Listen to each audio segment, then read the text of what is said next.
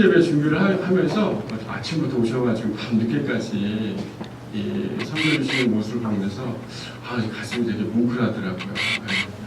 저 같은 사람이 누군데 이렇게 귀한 일을 준비하고 계실까, 이런 모습을 보면서 참 가슴속에 참 많은 생각들을 좀 했습니다. 여러분들이 되게 큰 행복입니다. 아니신가요? 정말 여러분이 저에게 가장 큰 행복이고 가장 큰 기쁨이라고 다시 한번 고백하고 싶습니다. 저는 이제 가을이 되면요, 생각나는 것들이 참 많이 있습니다. 그것들 중에 제가 사랑하는 친할머니가 생각이 나요. 지금 소천하셨지만 할머님이 좋아하셨던 과일이 홍시입니다. 홍시. 그럼 홍시 좋아하세요? 네, 엄청 좋아하시죠? 둘이 먹다 하나? 죽어도 모르는 홍시만 다 아실 겁니다. 저희 할머니한테 이렇게 가을마다 되면 꼭 홍시를 제가 이렇게 잘 준비해가지고 할머니 찾아뵐 때마다 홍시를 이렇게 드렸던 기억이 납니다. 그때마다 할머니 뭐라고 하셨냐면, 홍시는 가을이 주는 하나님의 은혜다라고 이렇게 저에게 얘기하셨다는 게 많이 생각이 나요. 하나님 감사합니다. 하나님 감사합니다. 이 홍시야말로 하나님이 주신 은혜입니다. 이렇게 저한테 얘기했던 게 가을이 되면 자주 생각이 납니다. 할머니를 이렇게 찾아가면 항상 이렇게 내 새끼 하면서 뺨을 이렇게 만지시면서 홍시는 하나님 주신 은혜다. 너도 하나님이 주신 은혜다. 이렇게 마치 홍시볼을 다듬듯이 이렇게 제 뺨을 만졌던 기억들이 많습니다. 여러분, 하나님의 은혜는요, 마치 사계절이 있듯이 하나님의 은혜도 봄이 주는 그런 은혜가 따로 있고요. 또 가을이 주시는 하나님의 은혜가 따로 있고, 또 여름에 주시는 그런 은혜가 따로 있고, 또 겨울에 주는 하나님의 때를 따라 돕는 은혜들이 참 다양한 걸 볼 수가 있습니다. 여러분, 봄만 되면 어떻습니까? 뭔가 새롭게 돋아나는 그런 하나님의 풍성한 은혜를 주시고요.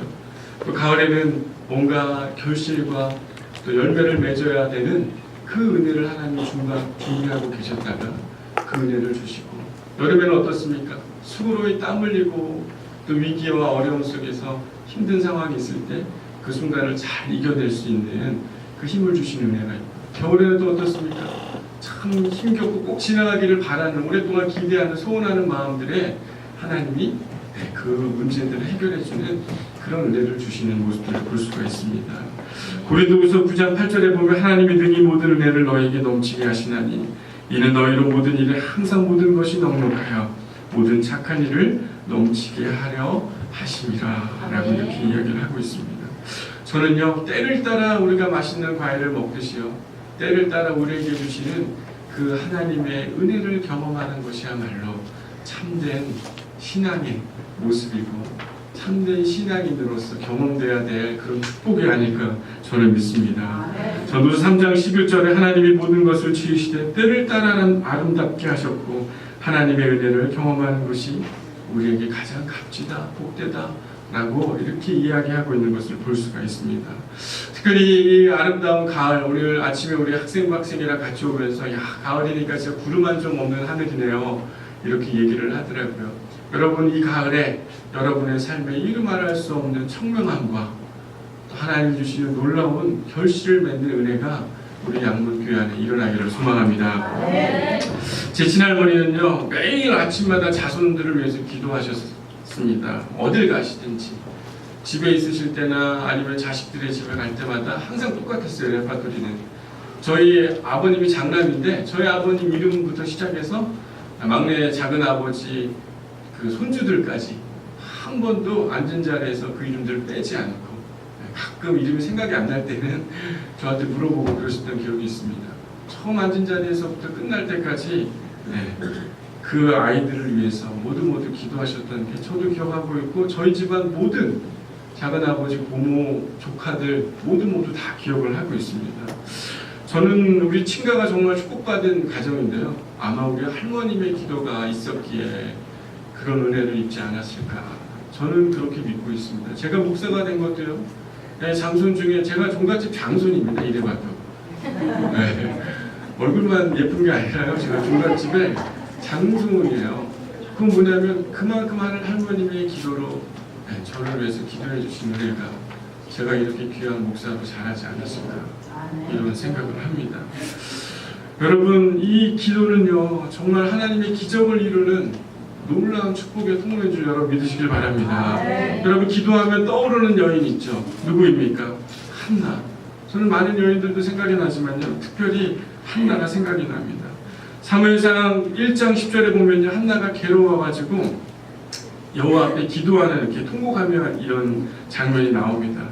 9절에 보면 그 실로에서 먹고 마신 후에 한나가 일어나니 그때 제사장 엘리는 여호와의 전 문설주 곁 의자에 앉아 있었다.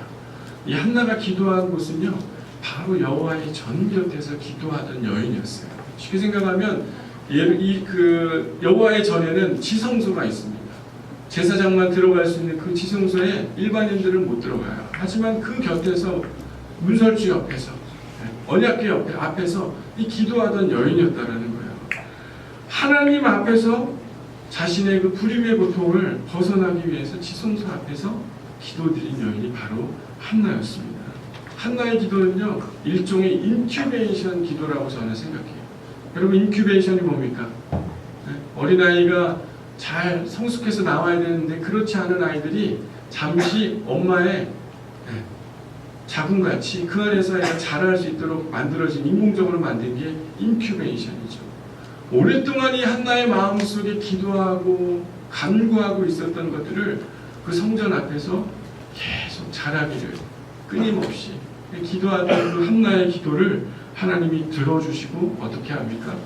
그의 태문을 열어주셔서 이스라엘의 정말 전례에 찾아볼 수 없는 사사이면서, 마지막 사사이면서, 또 선지자이면서, 초대 왕은 아니었지만 왕과 같은 그런 정치적인 힘을 갖고 있었던 아주 위대한 사람 사무엘을 낳게 되는 놀라운 은혜가 있는 귀한 딸로 하나님 축복하는 이야기가 등장합니다.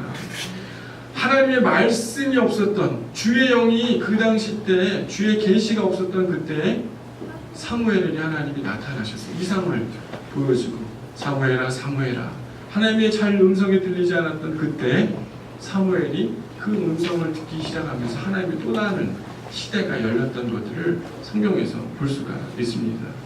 정말 오늘 제가 왜 이야기를 하느냐, 그것은 바로 인생에서 가장 값진 일은요 하나님 앞에 나와 하나님을 만나는 그 일인 줄 여러분 믿으시길 바랍니다. 정말 기도의 자리에 나아가 그분 앞에, 그분과 함께 우리가 교제하는 그 시간이 가장 인생에서 값진 시간이고, 그것이 바로 우리의 삶에 아주 중요한 것이라는 걸 제가 말씀드리기 위해서 오늘 이 이야기를 하는 겁니다. 오늘 시편의 이야기는 저희가 성전, 그 순례자의 노래, 성전 올라가는 노래를 계속 제가 주일날 말씀을 나누고 있죠. 오늘 이 시편의 기자는요 바로 솔로몬이 지었습니다. 오늘 솔로몬이 이 시편을 지은 거예요. 여러분, 솔로몬은 당시에 아주 지혜의 왕이었죠, 그렇죠? 그는 하나님께서 어떤 왕이 되길 원하느냐 했을 때 개인의 부귀영화를 구하기보다는 내가 백성의 정의를 구하는 그런 지혜로운 왕이 되게 해달라, 이렇게 기도합니다. 그랬더니 하나님이 그의 듣는 마음을 들으시고 진실을 식별하는 그런 분별력 있는 왕으로 하나님이 되도록 은혜를 주시죠. 그리고 또한 하나님이 아주 부한 명예와 지혜와 모든 것들을 주는 그런 왕이 되었습니다. 실제로 솔로몬은요 그 하나님이 주신 지혜로 이스라엘을 잘 다스렸어요. 근데 수많은 부와 재물이 있어서 아주 부귀영화가 있었던 왕이었습니다. 그런데 참 재미난 건 이 지혜의 왕이 마지막에는 하나님이 기뻐하는 왕이 됐을까요? 하나님이 좀 싫어하는 왕이 됐을까요? 싫어하는 왕이 됐어요. 왜 그랬습니까? 그 당시에 많은 이스라엘 왕들은 선지자의 이야기를 듣는 옆에서 하나님의 말씀을 대언해주는 예언자들이 있었어요. 그런데 이 솔로몬은 너무 똑똑해가지고 그 당시에 성경을 유심히 다 읽어봐도요 솔로몬에게 조언을 구하는 하나님의 선지자, 예언자가 없었던 걸 참 볼 수 있습니다. 그리고 나서 어떤 일이 일어납니까? 이방의 사람들과 혼인을 하기 시작하면서 우상 숭배를 하는 그런 일들이 일어나게 되죠. 결국에 열왕기상 11장 11절 13절에 여호와께서 솔로몬에게 이야기합니다. 내게 명령한 법도를 지키지 아니하여 이 나라를 내게서 빼앗아 내 신하에게 주리라. 내 아버지 다윗을 위해서는 이 시대에 이루어지는 것이 아니라 내 아들의 시대에 이 일이 이루어지게 될 것이다 라고 솔로몬에게 이야기를 합니다. 솔로몬은 참 성경이 여러 가지 썼죠. 그죠? 잠언, 지혜로운 사람이었기 때문에 잠언도 썼고요. 또 연인들의 그 사랑의 이야기를 통해서 하나님과의 친밀한 사랑의 표현을 아가서도 지었습니다. 여러분, 전도서는 이 솔로몬이 지었는데요. 나이가 많이 들고 나서 이 작성을 한 게 바로 전도서입니다. 쉽게 생각하면 잘 나갈 때, 지혜가 많을 때 그때 작성한 것이 아니라요. 하나님과의 관계에서 멀어져 있는, 나이가 들면 들수록 하나님의 음성이 잘 들려지지 않았던 그때 그가 쓴 책이 바로 전도서인 거죠. 전도서의 핵심은 뭡니까? 모든 것이 헛되고 헛되니 헛되도다. 인생의 모든 것들이 다 있다 해도 요지는 하나님이 없으면 인생의 모든 것이 다 헛되다 라고 이야기하고 있는 것이 바로 전도서의 이야기인 것입니다. 하나님이 계신 인생은요 절대로 헛되지 않습니다. 그런데 하나님이 없는 인생은요 정말 헛된 인생이 되는 것이에요. 우리 옆에 있는 분들 보면서 이렇게 인사하면 좋겠습니다. 하나님이 계신 당신의 인생은 아름답습니다. 이렇게 인사할까요?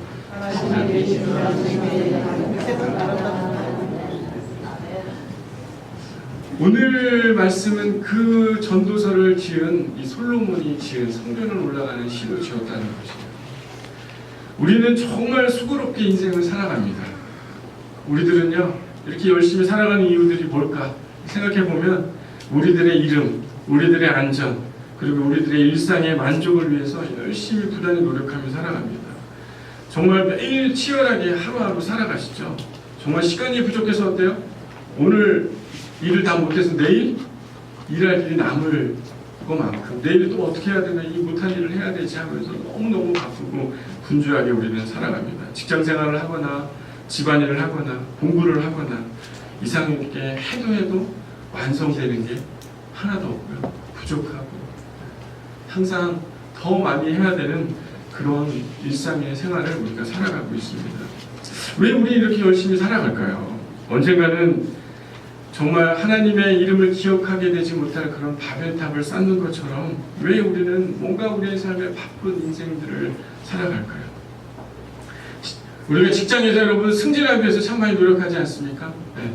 제가 이번에 그 정선에서 그 분소를 정리하면서 이제 다른 분이 이제 저희 분소의 책임자로 오면서 승진을 하게 됐어요. 네. 얼마나 좋아하는지 모르더라고요. 네. 여러분 승진하는 거 좋으세요? 싫으세요? 좋죠. 승진하면 월급이 오릅니까? 안 오릅니까? 몰라요. 기분 좋아요? 안 좋아요? 째지죠. 네. 우리 뭔가 이렇게 인생에 있어서 자기의 이름이 드높아지거나요, 사회적으로 지위가 높아갈 때 기분이 진짜 째집니다. 얼마나 째집니까? 그 오기로 한 그 사람이 기분이 얼마나 좋았는지 충명스러웠던 전화가 목소리가 어때요? 밝아지기 시작한 거. 자기 인생 폈다 이거죠. 예를 들면 얼마나 즐거운지. 제가 KBS에 여러분 나온 거 알고 계십니까? 잘 모르셨어요? 네. 영서방송에 나온 거 못 보셨습니까? 오직 기도와 말씀만 하시기 때문에 TV는 안 보여줘서. 네. 제가 가끔 이 도박 중독에 대해서, 중독과 관련돼서 인터뷰를 이렇게 지역 방송에서 몇 번 했었는데 방송에 나갔습니다. 기분이 좋았을까요? 안 좋았을까요? 좋았죠. 어떤 분이 문자로 어머 목사님 TV에 나오시네요 라고 얘기할 때 기분이 어때요? 마음이 뿌듯하죠. 네. 뿌듯합니다. 저도 방송 탔다 안 탔다? 탔다. 네. 뿌듯합니다. 그런데 어때요? 바쁜 일을 하다 보면 그게 금세 잊어져요. 별것도 아니고 잊어집니다. 그 당시에 잠깐 기쁘고 좋지만요, 시간이 지나면 그게 아무것도 아닌 잊혀져 버리는 그런 인생이 우리의 인생과 같다는 것이에요. 여러분, 우리 학생들, 저기 열심히 공부하고 있는 학생들 어떻습니까? 공부하다 보면 잠깐 그때는 반짝이는 것 같지만 어때요? 그 다음에도 쾌합니까? 반짝입니까? 우리 부회장. 네, 웃고 있습니다. 반짝인다고. 어떻게 보면 우리가 수고롭게 살아가는 것, 우리 인생을 드높이는 것, 이런 것들이 즐거움이고 잠깐의 기분을 좋게는 하지만요, 정말 하나님이 그 안에 없다면 우리는 잠시 높이 쌓은 바벨탑 같지만 어느 순간 한순간에 무너질 수 있는 게 우리의 인생과 같다라는 것이에요. 제가 너무 잘 아는 분이 있습니다. 이분은요, 아주 정말 우리나라에서 아주 고위 관직에 있으셨던 분이세요. 이분은 관직에 올랐다가 내려왔다, 올랐다 내려왔다, 이걸 반복을 상당히 많이 하신 분이었습니다. 옛날에 젊을 때는요, 그 관직에 오르기 위해서 진짜 최선을 다해서 술수와 공모와 많은 노력을 해가지고 올라갔다는 거예요. 그런데 어느 순간 어때요? 더 술수와 공모가 더 좋은 사람 때문에 어때요? 내려가는 거죠. 그걸 여러 번 반복을 했다는 거예요. 그러면서 본인 마음속에 하나님을 믿는 사람이었는데 이분께서 뭐라고 그러셨냐면, 진짜 인생이 헛되고 헛되다. 나의 수고와 나의 노력이 한순간에 물거품처럼 지나가는구나 라고 이렇게 이야기를 해준 이야기를 제가 기억하고 있습니다. 우리의 인생은요, 정말 하나님이 없는 그 순간에는 아무것도 없는, 아무것도 남지 않는 그런 순간이 우리는 찾아올 수도 있고요, 그렇게 될 수도 있습니다. 오늘 시편 127편 1절에 2절에 그 모습을 솔로몬이 이야기를 해주고 있는 것이에요. 여호와께서 집을 세우지 아니하시면 세우는 자의 수고가 헛되며 여호와께서 성을 지키지 아니하시면 파수꾼의 경성함이 허사로다. 너희가 일찍 일어나고 늦게 누우며 수고의 떡을 먹음이 헛되도다 라고 이 솔로몬이 이야기를 하고 있는 것입니다. 여러분, 집을 세우는 것은요, 일을 하는 것을 의미하는 것이에요. 이스라엘이 바벨론 포로기 이후에 바벨론에 거주하면서 수많은 노력을 했죠. 이스라엘이 재건되기를 그 안에서 계속 기다리면서 살았습니다. 자신들의 노력과 수고를 통해서 견고하게 성벽을 쌓고 한 번도 무너지지 않을 것 같았던 그 예루살렘이 어떻게 됐습니까? 이방 족속에게 침략을 당해서 무너지게 되는 것이죠. 정말 그 뼈저린 경험을 이스라엘 백성들은 참 많이 했었던 것이에요. 수고롭게 성을 쌓고 수고롭게 안전함을 만든다 할지라도 여호와께서 그 안에 계시지 않는다면 어떻게 된다? 지금 우리가 이렇게 바벨론에서 살아가고 있는 그런 삶으로 될 수 있다는 걸 이스라엘 백성들이 너무너무 잘 깨달았다는 것이죠. 우리의 삶 속에 정말 그 열심히, 우리가 거주하기 위해서 열심히 수고하는 것, 삶의 안정과 안전을 위해서 노력하며 우리의 삶을 지키려는 많은 노력들, 또 일찍 일어나고 늦게 누우며 열심히 일하는 그 모든 수고함들이 다 여호와가 없으면 다 어떻다? 헛되도다 라고 이야기를 하고 있는 것입니다. 솔로몬은요, 진짜 천재인 것 같아요. 제가 보니까 솔로몬은 정말 지혜의 사람이었습니다. 이러한 삶의 수고에 열심히 살고 노력하고 치열하게 살아가는 그 모습은 의미가 없는 것인데, 그것에 대해서 비유를 들려주고 있는 것이 바로 하나님께서 주시는 것이 바로 뭐다? 사랑하는 자에게 주시는 게 뭐다? 잠이다. 여러분, 그 잠은요, 여호와를 사랑하는 자에게 주신다 라고 성경이 이야기를 하고 있어요. 이 얘기 우리 말씀드릴 때 이런 얘기 많이 하죠. 설교 시간에 졸고 있으면 어떻다? 여호와께서 사랑하시니까 주무신다 이렇게 얘기하는데 그 이야기가 아닌 것이에요. 이 말씀을 준비하면서 저도 조금 깨달았습니다. 그 말씀이 아닌 것이에요. 여러분, 잠은요, 우리가 스스로 걸을 수 있습니까? 없습니까? 통제할 수 있어요? 없어요? 여러분, 아무리 졸려도 이렇게 이쑤시개를 눈으로 이렇게 하고 있어도 잠을 쫓아낼 수 있습니까? 없습니까? 없어요. 순리를 절대로 거스를 수가 없는 것이에요. 하나님의 자연의 섭리고요, 하나님의 창조라는 것입니다. 창조하신 하나님의 질서이고요, 하나님께서 창조하신 그 이후에 안식하는 날, 바로 그날 하나님이 이루신 그 기적을 보면서 하나님께서 심히 보기 좋았다라고 말씀하신 그 하나님의 섭리에 함께하고 있는 것, 안식의 자리에 하나님과 함께하고 있는 그 사람, 그 순간을 잠으로 비유하고 있는 것입니다.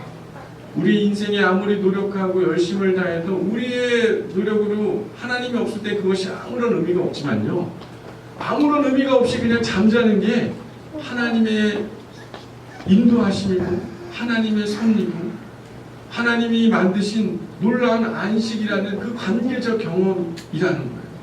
그 안에 있는 사람, 하나님을 사랑하는 사람만 그 하나님의 질서 가운데 있는 사람이라는 걸 다윗이 비유로 이야기를 해주고 있는 것입니다. 어떻게 보면 하나님을 사랑하는 사람에게만 그 은혜를 주신다 안 주신다? 주신다. 여러분 잘 이해가 안 되시죠? 제 말하는 게 이해가 잘 안 되시죠?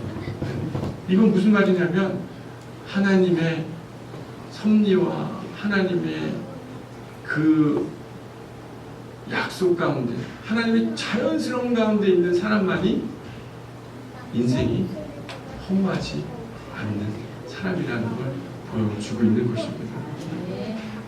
인생이 헛되지 않는 것은 바로 하나님이 사랑하는 자들에게 하나님의 섭리와 하나님과 함께 안식하는 그 자리에 있을 때 인생이 헛되지 않는 것이다 라고 솔로몬이 기가 막힌 그 자매 비유를 가지고 이야기를 해주고 있는 것이에요.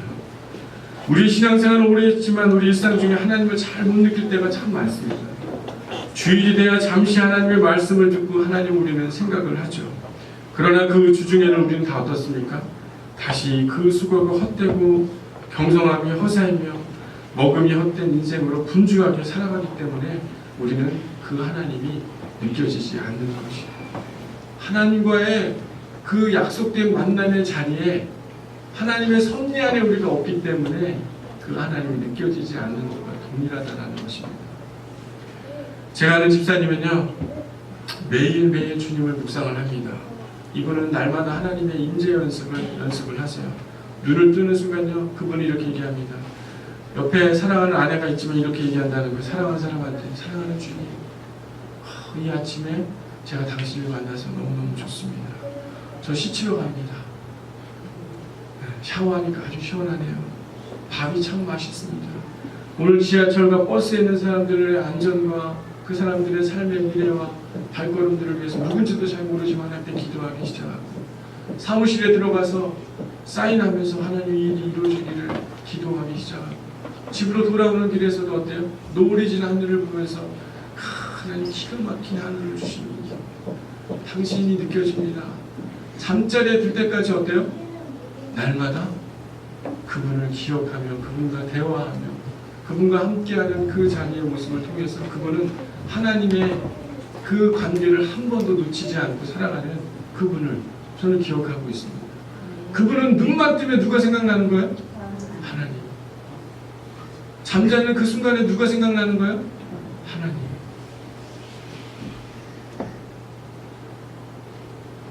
자신의 삶 가운데 바쁘고 분주한 그 삶 속에서도요, 우리가 그 하나님의 그 질서와 섭리 안에 하나님과 관계하는 그 자리에 있기 시작할 때는요, 우리의 삶은 헛된 삶이 아니라 바로 하나님의 은혜 가운데 있는 삶을 우리는 알게 된다는 것이에요.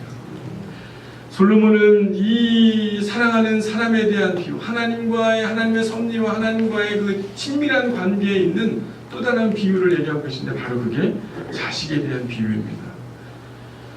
하나님의 섭리와 하나님과 함께 교제하는 그 자리에 있을 때 인생이 헛되지 않다라는 것을 보여주고 있는 게 바로 이 비유, 자식에 대한 비유를 하고 있는 것이에요. 3절에서 5절에 뭐라고 얘기합니까? 자식은 여호와의 주신 기업이요 태의 열매는 그의 상급이로다. 장사의 수중에 화살 같고 수치를 당하지 않게 하는 힘이라고 성경은 이야기를 해주고 있습니다. 솔로몬이 하나님의 그 섭리와 하나님을 느끼는 인생이라는 것이 무엇인지 인간에게 가장 다가오는 비유가 뭘까? 가장 다가오는 비유가 뭘까? 아마 생각을 많이 했을 것 같아요. 수고로운 인생이 아니라 하나님의 섭리와 하나님과 관계로 살아가는 인생이 무엇일까? 아마 이 솔로몬이 짧은 시를 작성하면서 정말 노년에 생각해보니까 헛되게 살아가는 것, 하나님 없이 살아가는 건 정말 의미 없는 것이고, 그 삶 속에 하나님이 함께 계시는 그 축복이 무엇인지 사람들한테 알려주기 위해서 이 짧은 시편을 적으면서 우리가 수고로이 살아가는 것은 정말 헛되지만 하나님의 섭리, 하나님과 함께 하나님과 교제의 자리에 있는 것이 얼마나 축복된 것인지 그걸 어떻게 설명할 수 있을까? 그것이 첫 번째 이유가 잠이었고, 그 누구도 거스를 수 없는 하나님이 주시는 그 안식과 하나님과 관계 맺는 그 자리에 대한 비유를 첫 번째가 잠을 보여주신 것이고요. 두 번째 비유가 바로 자식에 대한 비유를 보여주고 있는 것이에요. 자식은요, 여러분 하나님이 주신 것이죠. 그렇지 않습니까? 생명은 우리가 만든 겁니까? 하나님이 주셔야만 주실 수 있는 것이에요. 우리의 수고와 노력으로 얻어지는 것이 아니라 하나님의 순리와 하나님의 인도하심이 있어야만 그 일이 일어날 수 있는 것입니다. 여러분, 자녀분들 보면서 마음이 어떻습니까? 수고롭게 막 열심히 일을 하고 나서 집에 들어가면 아이들을 보면서 어때요? 마음이 좋습니까? 안 좋습니까? 좋죠. 별로 안 좋으신 표정들이시죠. 아우, 내 십자가. 이렇게. 내 십자가. 정말 어때? 직장을 때려치고 싶을 때 어때요? 그 아이만 생각하면 어때요? 힘이 나기 시작하죠. 인생에 불안감 있고 위기 가운데 있을 때 어때요? 이혼하려고 했다가 어때요? 아이들 때문에 산다는 얘기 많이 하잖아요. 정말 우리의 삶의 회복을 경험하게 하는 그런 좋은 열매 같은 것이 그 아이들인 거죠. 정말 그 수고롭게 살아가는 그 삶의 고통과 수고를 잊어버리게 할 수 있는 의미, 또 위기와 불안 가운데 우리 극복할 수 있는 게 바로 그 아이들입니다. 여러분, 아이들은 어떻게 생깁니까? 여러분, 그 동화에 나오는 것처럼 펠리칸이 입에 넣어가지고 이렇게 갖다 줍니까? 아니죠. 네. 하늘에서 그냥 뚝 떨어지는 것도 아니죠. 사랑하는 남녀가요, 그런 사랑 속에서 생기는 게 아이인 것입니다. 이건요, 사랑의 결실이고요, 소통이고 인격적인 만남을 통해서만 이루어질 수 있는 그 모습이 바로 자식이라는 것이에요. 여러분, 아이를 갖게 됐을 때 여러분 기분들이 어떻습니까? 정말 하나님이 주신 그 아이를 가질 때 집안의 경사입니까? 아닙니까? 경사예요.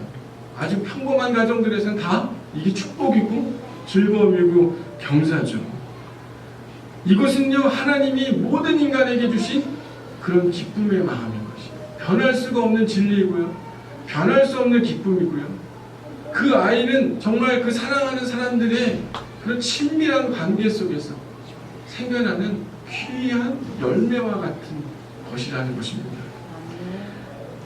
이것은 마치 하나님의 창조의 섭리랑 똑같다는 거예요. 잠을 거스를 수 없는 창조의 섭리처럼 하나님의 섭리 가운데 있는 사람, 하나님을 사랑하는 사람에게 잠을 주시는 건 하나님의 섭리 가운데 있는 사람에게만 주는 그런 축복인 것처럼, 하나님이 주시는 그 자녀의 축복은 하나님의 섭리 가운데만 있는 사람에게 주는 축복과 같은 그런 비유를 솔로몬이 하고 있는 것입니다. 하나님과의 친밀한 관계가 되고 하나님과의 교제가 있을 때 우리는 축복의 결실과 축복의 안식을 할 수 있다는 걸 솔로몬이 보여주고 있는 것이에요.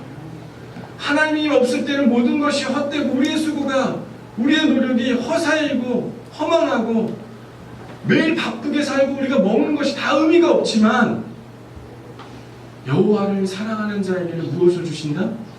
잠을 주신다. 이것은 하나님의 섭리 가운데 있게 하는, 자식을 주면서 그것이 얼마나 큰 축복이라고 고백하고 있는 것은, 하나님의 섭리 가운데 있는 사람들은 이런 귀한 축복과 하나님의 진리가 있다는 걸 솔로몬이 보여주고 있는 것입니다.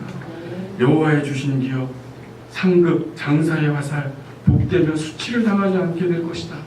이것은 여호와와 함께 있는 사람, 하나님이 없는 사람이 아니라 여호와와 함께 있는 사람, 그 사람에게 주시는 축복을 솔로몬이 아주 놀라운 비유로 이야기를 하고 있는 것입니다. 예수님께서 우리를 그분의 아들과 딸이 되게 하셨습니다. 여러분, 하나님의 아들과 딸이 되도록 예수님이 우리를 인도하셨죠. 아무런 상관없는 존재죠. 하나님과 아무런 상관없는 존재이지만 예수 그리스도께서 어떻게 하셨어요? 그분의 그 사랑으로 우리를 하나님의 귀한 자녀가 되는 은혜를 우리 가운데 주신 것이죠. 영적인 생명을 그분께서 낳게 하신 것입니다. 우리는 예수 그리스도를 통해서 하나님의 아들과 딸이 되는 그런 창조의 섭리 가운데 하나님의 교제를 이룰 수 있는 그 끈을 그분께서 만들어 주신 것입니다. 여호와의 주신 기업과 태의 열매를 우리의 삶에 축복을 주시기 위해서 예수님께서 우리가 하나님의 자녀가 되도록 귀한 길을 열어주신 것이고 우리의 삶의 수고와